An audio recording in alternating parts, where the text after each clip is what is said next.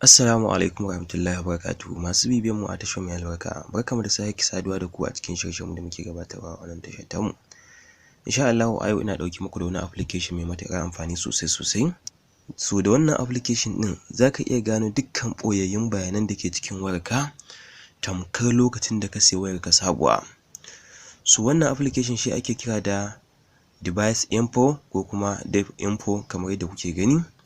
So da wannan application din zaka iya gano kuma bayanan da ke kan wato layinka, kamar abin da ya shafi serial number da kuma abin da ya shafi subscriber da dai sauransu.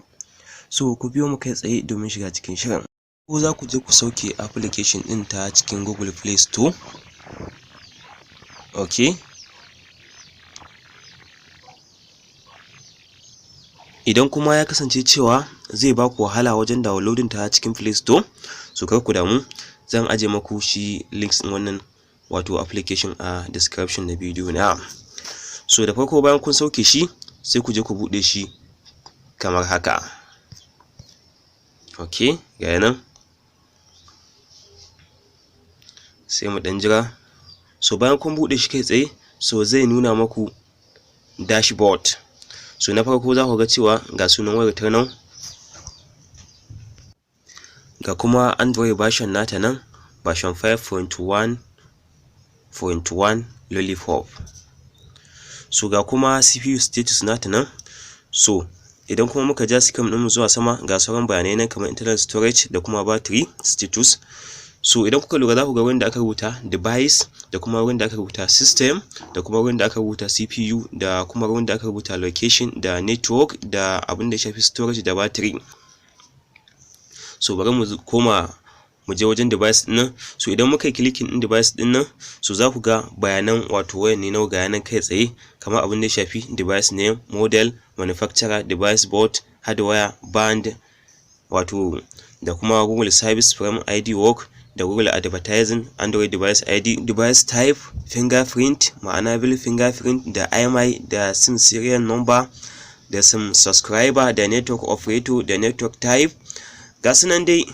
Sannan kuma idan muka je ga system din nan shi ma, so za ku ga version name na ita Android din na wayan nau kenan, ga AP label, ga bill number, ga bill time, ga bill ID, ga baseband version kenan, ga language, ga time zone, ga root access, ga system of time, ga Java run time, ga Java VM, ga Java VM stack size, ga kernel version, ga Open GLES, ga SI Linux.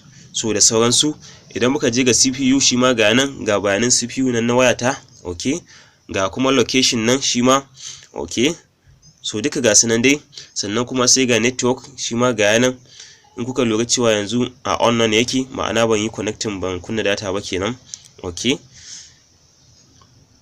sannan ku lura ga duka dai bayanan wato network din wayata nan wuraren. Okay, da kuma setting din da ke jikin wayata na Airtel da shi kanshi MTN. Sannan sai mu je storage, ga bayanan storage din wayata nan, sai battery status shi ma ga nan. Okay, capacity system data ga nan, sai temperature ga nan 33 Celsius. Sannan sai ga nan healthy good, sai power sources AC technology Layin, ga sunan dai da sauransu.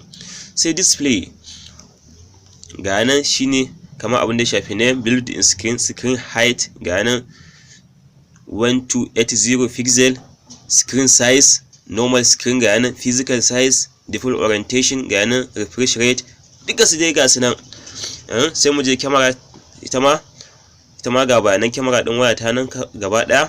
Okay, sai mu je temperature. Okay, ga nan shi ma ga bayanan ta nan.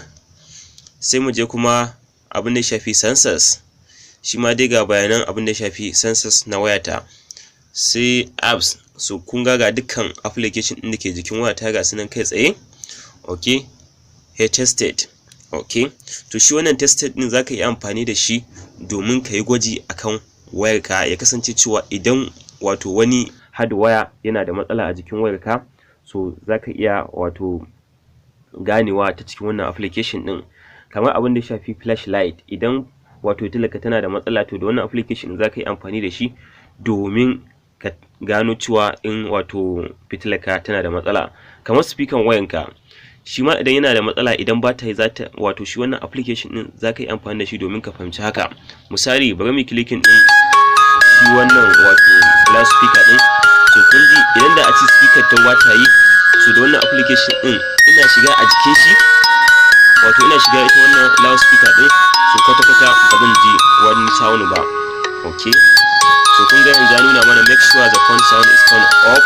Okay, yanzu ya nuna mana audio is playing, kan hear it, ma'ana ina jin abinda wato ma'ana ina jin shi wannan ringing din da ke tashi. Kun ga ina ji, shikenan sai in sa good.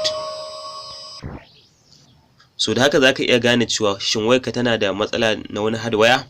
Okay, so wannan kenan. So da fatan wannan shiri namu ya burge ku, sa'annan kuma ya karatar da ku matuƙa, saboda ƙarshen shirin namu kenan na wannan lokacin, sai kuma idan Allah ya saki sada mu da ku a wani lokacin. Mun gode.